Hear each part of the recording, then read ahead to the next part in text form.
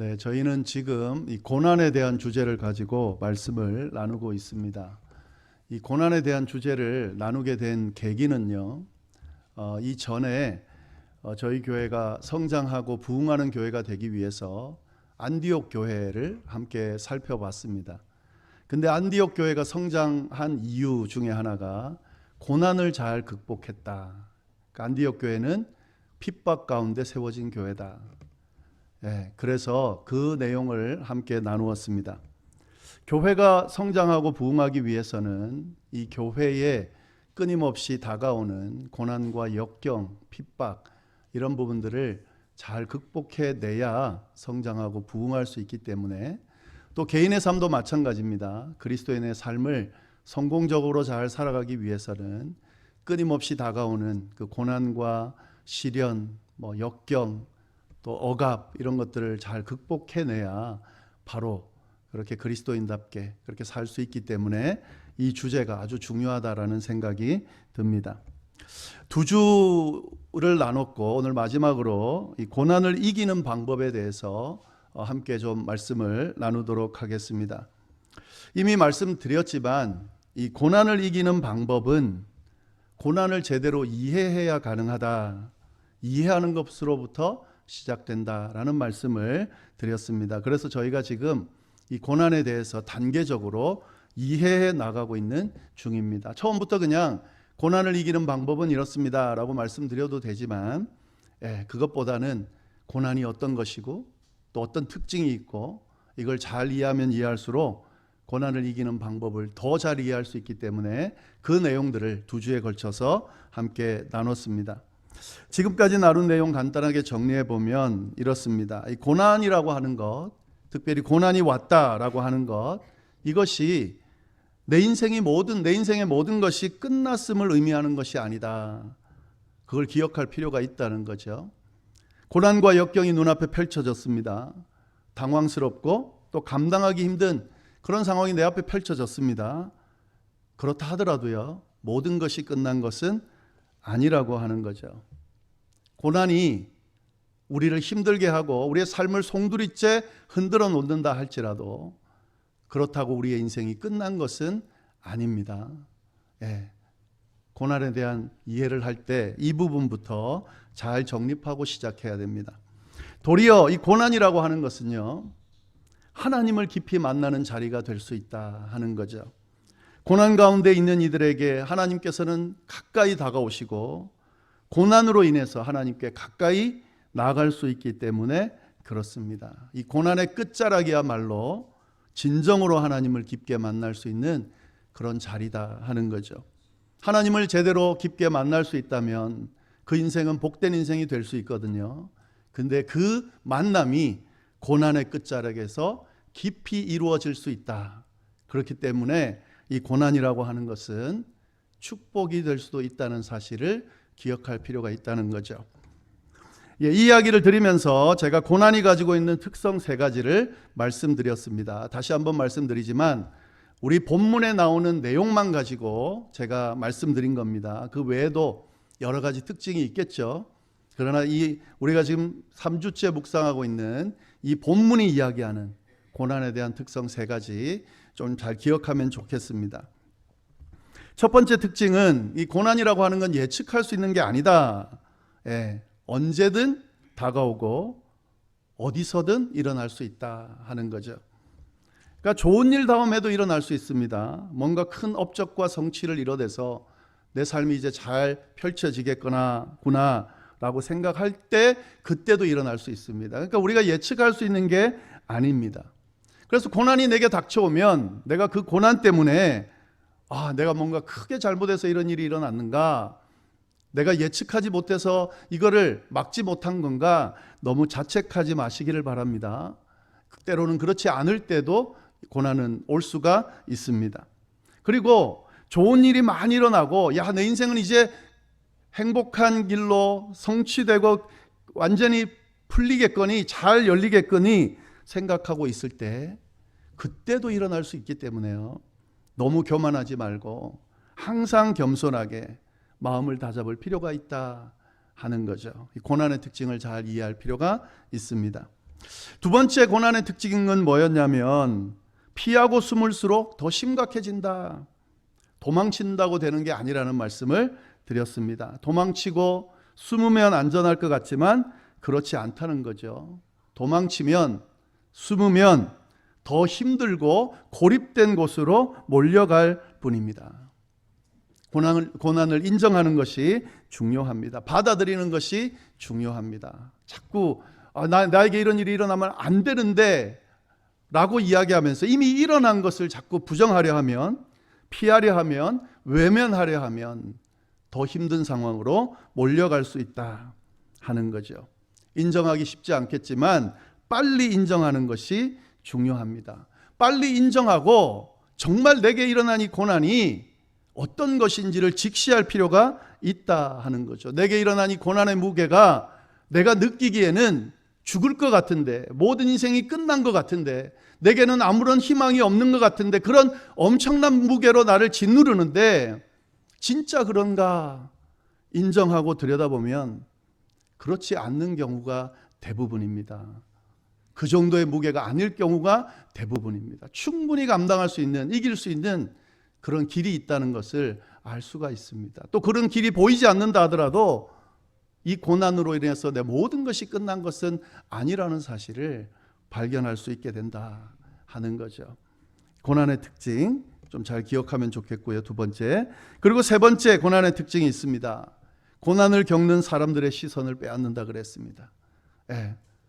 고난 자체에다가 자꾸 시선을 고정시켜요. 다른 일은 아무것도 일어나지 않는 것처럼, 내 주변에 아무것도 없는 것처럼, 내게는 고난만 있는 것처럼, 이 힘들고 어려운 일만 내게 가득 찬 것처럼 그렇게 나를 메어놓는다 하는 거죠. 다른 것을 보지 못하게 만든다는 거예요. 내 주변에 챙겨야 될 소중한 것들이 많이 있고, 나를 기쁘게 하고 즐겁게 하는 일들이 많이 있고, 그래도 힘을 내서 살아갈 수 있는 그런 여지들이 많이 있음에도 불구하고 고난에만 시선을 뺏겨서 내게 이것만 있는 것처럼 생각하고 내 인생을 자꾸 부정적으로 몰아가게 만든다 하는 거죠. 그 시선을 뺏기지 말아야 된다. 이게 고난에 대한 특징을 이해하면서 우리가 깨닫는 깨달음이다 하는 거죠. 자, 이런 이해를 가지고요, 그러면 고난을 이기는 구체적인 방법이 뭔가, 성경은 뭐라고 이야기하고 있는가, 이것을 오늘 같이 한번 나눠보도록 하겠습니다. 첫 번째로 고난을 이기는 방법, 무기력하고 연약한 자신의 모습을 인정하는 것으로부터 이 고난을 이길 수 있다 하는 거죠. 제가 지난번에도 말씀드렸듯이요, 이 고난이라고 하는 것은 스스로 힘으로 감당하기 힘들기 때문에 고난으로 느끼는 거죠. 만약에 내 힘으로 해결할 수 있는 거라면 그건 그냥 좀 힘든 시간을 보냈을 뿐이지 그 자체로 고난이라고 이야기하기 힘듭니다. 내가 지금 감당하기 힘들기 때문에 고난으로 느껴지는 거죠. 따라서 이 고난을 이기려면요, 이 사실부터 인정해야 됩니다. 고난 앞에 선 내 모습이 참 무기력하구나, 미약하구나, 연약하구나. 자꾸 그걸 부정하려고 그래요.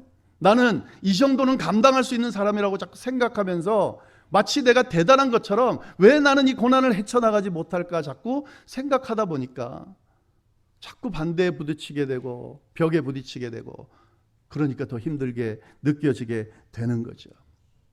인정하는 것이 중요합니다. 이 엘리야는요, 인정하지 않는 모습을 보여주고 있어요. 자신의 능력과 노력, 또 지혜와 지식으로 고난을 피해보려고 노력하고 있습니다. 3절 보시면 이렇게 되어 있죠. 그가 이 형편을 보고 일어나 자기의 생명을 위하여 도망하여 유다에 속한 브엘세바에 이르러 자기의 사환을 그곳에 머물게 했다. 그는 자기 형편을 봤습니다. 이세벨에 의해서 죽임을 당할 그런 아주 고난의 순간이 왔다는 것을 봤습니다. 그리고 난 뒤에 뭐 했냐면 일어나 도망쳤습니다. 도망치는 것이 자기의 생명을 구하는 것이리라 생각했겠죠. 어디로 도망쳤습니까? 북이스라엘로 도망쳤습니다. 북이스라엘에서 남유다로 도망쳤습니다. 다른 나라로 도망쳤다는 거죠. 그러면 못 쫓아올 거리 생각했겠죠. 엘리야가 지금 이 고난을 대하는 자세는 뭐냐면 자기가 생각해서 피할 수 있는 자리를 자꾸 찾아가고 있다 하는 거죠. 4절 말씀 보시면은 자기 자신은 광야로 들어가 하룻길쯤 가서 한 로뎀 나무 아래에 앉아서 자기가 죽기를 원하여 이르되, 이렇게 돼 있죠. 다른 나라로 도망쳤는데도 불구하고 홀로 또 광야로 들어갑니다. 그리고 광야에서도 하룻길이나 더 깊숙이 들어갑니다. 안전하다고 생각하는, 자기가 안전하다고 생각하는 곳으로 숨어서 들어가더라 하는 거죠. 모든 행동의 주체가 지금 엘리야에게 있죠. 자기 생명을 지키기 위해서 도망치는 결정을 하고 숨고 피하고 멀리 안전한 곳을 찾아서 행동하고 있죠. 이건 뭐 당연하다고 느낄 수 있을 겁니다, 여러분. 자신의 일을 자신이 결정하는 거니까 당연한 모습이라 생각할 수 있죠. 근데 고난을 감당하는 지혜로운 모습은 아니다 하는 거죠. 지금 고난을 감당하기 힘들기 때문에, 내 스스로 힘으로 이 모든 것들을 이길 수 없기 때문에 지금 힘든 건데, 감당할 수 없는 자기의 생각과 자기의 판단과 자기의 결정으로 행동하려고 하니까 더 꼬이는 거죠. 더 힘들어지는 거죠. 지난주에도 말씀드렸지만 자신이 가장 안전하다고 생각하면서 피한 곳에서 엘리야의 고백을 한번 보시기를 바랍니다. 4절 뒷부분이죠. 자기가 죽기를 원하여 이르되 여호와여 넉넉하오니 지금 내 생명을 거두시옵소서. 나는 내 조상들보다 낫지 못하나이다 하고, 자기가 생각해서 자기가 판단해서 자기가 숨은 안전한 그 장소에서 결국 하는 고백은 내 생명을 걷어가 주십시오. 나는 아무것도 할 수 없는 사람입니다.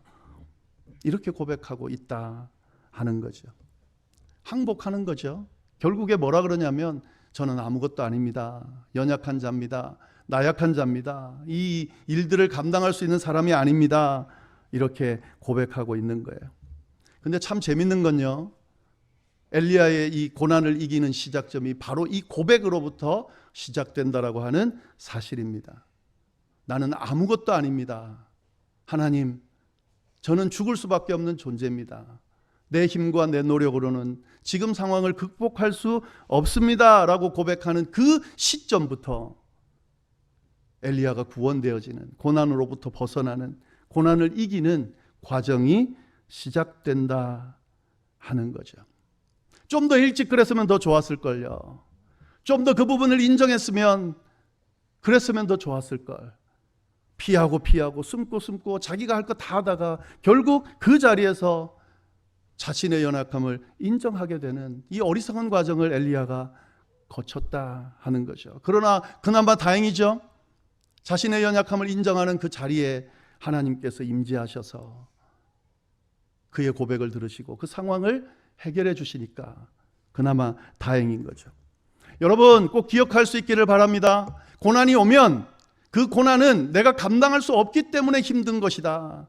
인정하는 거죠. 그래야 다음 단계로 넘어갈 수 있습니다. 너무 혼자서 그걸 뭐 어떻게 해보려고 기를 쓰지 마시기 바랍니다. 뭘 노력하지 말라는 게 아니에요. 바보처럼 있으라는 게 아니에요. 감당하기 쉽지 않을 때 그걸 인정하지 못하면서 막 혼자서 뭘 해보려고 애를 쓰면서 자신을 자책하고 또 다른 사람 원망하고 다른 데다 핑계를 대고 하는 그런 일들을 하지 말라는 겁니다. 내가 무기력하구나. 내가 참 연약하구나. 감당하기 힘들구나. 그렇게 인정하면 거기서부터 고난을 이기는 시작점이 될 수 있다. 꼭 기억할 수 있기를 바랍니다. 그 다음에 한 가지 더는요, 고난을 이기는 방법 두 번째는 뭐냐면 고난을 버틸 수 있는 작은 힘만 있으면 돼요. 무슨 말이냐면 고난을 이겨낸다라고 하니까 이세벨이 지금 죽이려고 덤벼드는 이 상황을 극복해낼 수 있는 어떤 방법이 있겠지 이렇게 생각하는 사람들이 있어요. 근데 그렇지 않습니다. 그게 가능합니까, 여러분? 지금 무기력하게 죽기만을 바라는 사람이 갑자기 힘을 얻어가지고 슈퍼맨처럼 그렇게 힘을 얻어가지고 자신이 당한 고난을 맞닥뜨리면서 막 고난을 헤치면서 이겨낼 수 있습니까? 뭐 그런 경우도 있죠. 가끔씩 아주 급할 때는 그런 기적이 일어나기도 합니다. 근데 대부분은 그렇지 않습니다. 고난을 버티기도 힘든 그런 상황에 처해 있을 때는 어떤 말로도 위로되지 않고요, 어떤 것으로도 힘이 되지 않는 경우가 있습니다. 근데 그때 그걸 뭔가 큰 것으로 큰 힘을 얻어서 극복하려고 덤벼드니까 힘들게 느껴지는 거죠. 그게 아니에요. 버틸 수 있는 힘만 있으면 되는 거예요. 고난을 이기려면 버틸 수 있는 작은 힘을 달라고 기도해야 된다는 거죠. 그 힘을 얻으면 된다라는 거죠. 엘리야가 이 고난을 이기는 과정을 보면은요, 참 재밌습니다. 엘리야가 저는 이제 아무것도 할 수 없습니다, 죽여주십시오 하는 그 자리에 하나님이 천사를 보내서 그를 위로하고 힘을 주시는데요, 그 과정을 보면 엘리야가 이 위기를 어떻게 극복하는지 우리가 잘 볼 수 있어요. 5절 6절 말씀 좀 보겠습니다. 5절 6절 말씀 우리 같이 한번 한 목소리로 읽어볼까요? 시작.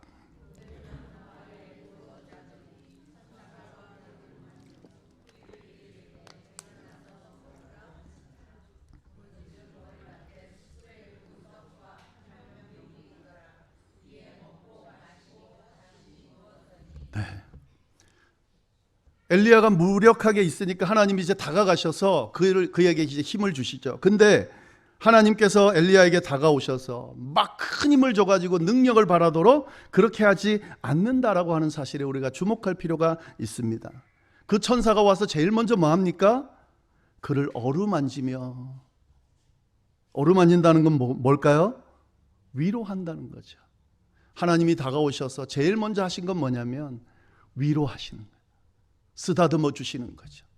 상처를 아물게 해주시는 거죠. 엘리야에게 필요한, 고난을 이기기 위해서 필요한 건 지금 상처받은 무기력한 이 모습이 위로받는 거예요. 그게 우선인 거예요.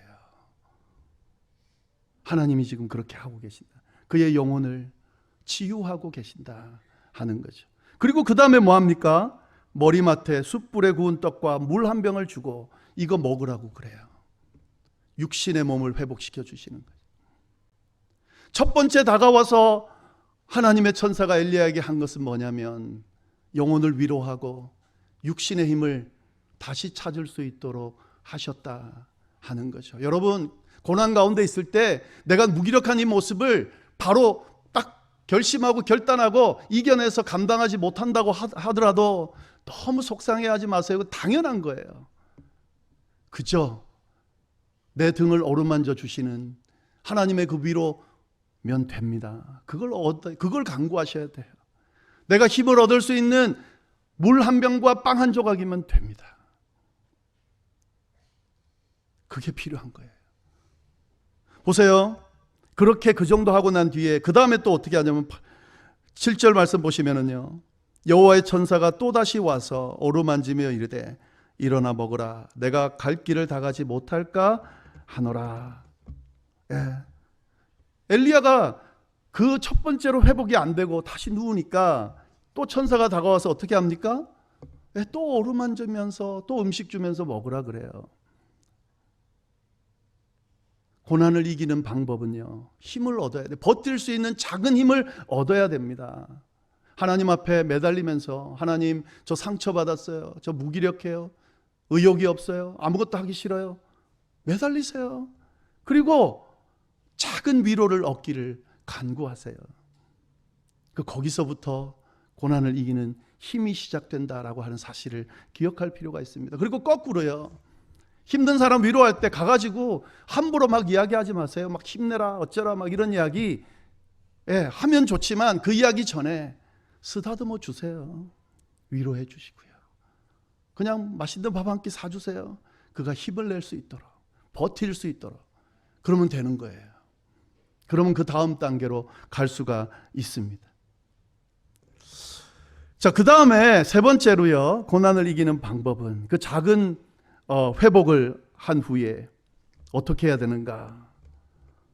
이 엘리야의 모습을 보면 하나님을 향한 시선을 놓지 않고 있어요. 이게 굉장히 중요합니다. 고난을 이기는 최선의 방법이 뭐냐면 하나님을 향한 시선을 놓지 않는 거예요. 8절 말씀 우리 같이 한번 읽어볼까요? 읽겠습니다. 시작. 이에 일어나 먹고 마시고 그 음식물을 의지하여 40주 40야를 가서 하나님의 산 호렙에 이르니라.